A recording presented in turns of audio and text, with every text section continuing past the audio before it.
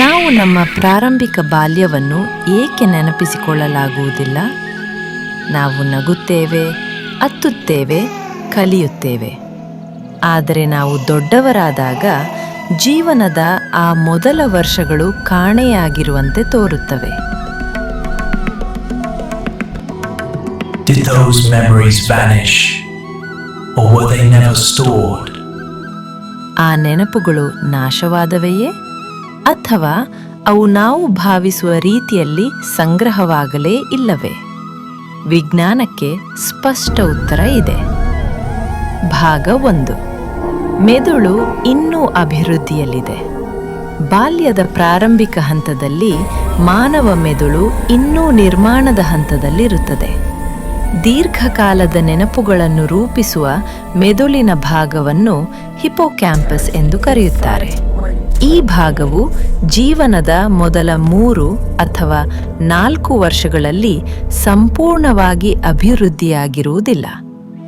ಆ ಕಾರಣದಿಂದ ಅನುಭವಗಳನ್ನು ಸ್ಪಷ್ಟ ಹಾಗೂ ಮರಳಿ ಪಡೆಯಬಹುದಾದ ನೆನಪುಗಳಾಗಿ ಸಂಗ್ರಹಿಸಲು ಮೆದುಳು ಹೋರಾಡುತ್ತದೆ.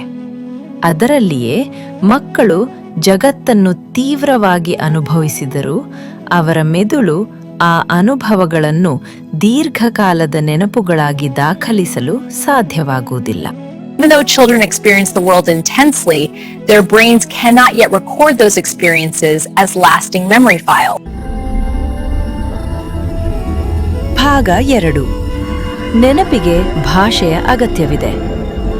ಮಾನವ ನೆನಪು ಭಾಷೆಯೊಂದಿಗೆ ಆಳವಾಗಿ ಸಂಬಂಧ ಹೊಂದಿದೆ.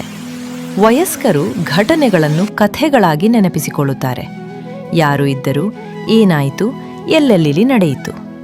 ಆದರೆ ಚಿಕ್ಕ ಮಕ್ಕಳಿಗೆ ಇನ್ನೂ ಬಲವಾದ ಭಾಷಾ ಕೌಶಲ್ಯವಿರುವುದಿಲ್ಲ. ಪದಗಳಿಲ್ಲದೆ ಅನುಭವಗಳನ್ನು ಕಥೆಗಳಾಗಿ ಸಂಘಟಿಸಲು ಮೆದುಳಿಗೆ ಸಾಧ್ಯವಿಲ್ಲ. ಆ ಕಾರಣದಿಂದ ಪ್ರಾರಂಭಿಕ ನೆನಪುಗಳು ತುಂಡುಗಳಾಗಿ ಸಂಗ್ರಹವಾಗುತ್ತವೆ. ಅನುಭವಗಳು, ಭಾವನೆಗಳು, ಶಬ್ದಗಳು, ಆದರೆ ಪೂರ್ಣ ಕಥೆಗಳಾಗಿ ಅಲ್ಲ.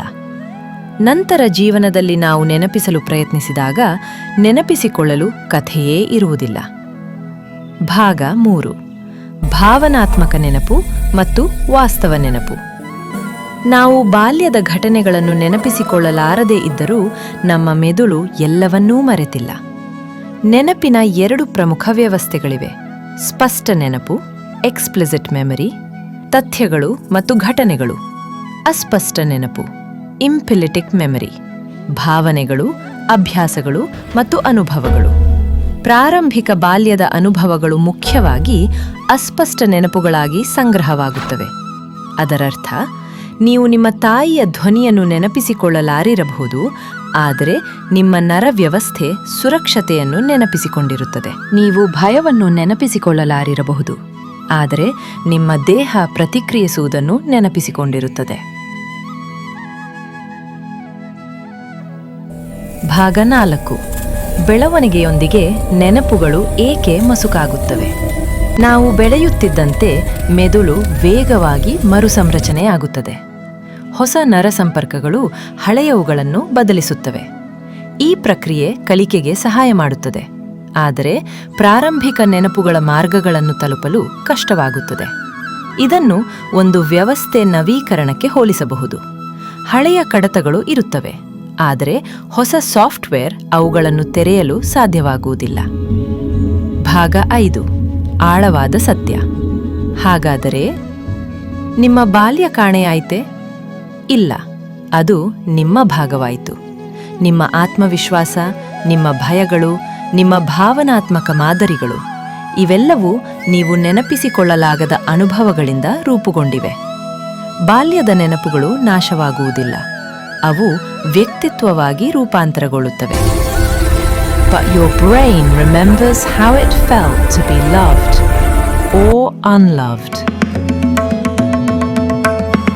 Sparks and events and implicit memory, emotions, habits, and feelings.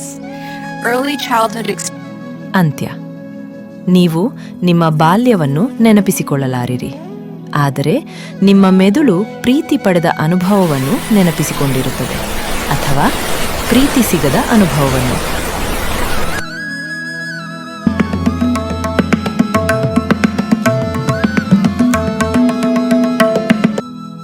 ಅದರಲ್ಲಿಯೇ ಬಾಲ್ಯ ಮಹತ್ವದ್ದಾಗಿದೆ. ನಾವು ಅದನ್ನು ನೆನಪಿಸಿಕೊಳ್ಳುವುದರಿಂದಲ್ಲ, ನಾವು ಅದಾಗಿ ಬಿಡುವುದರಿಂದ. Not because we remember it, but because we become it.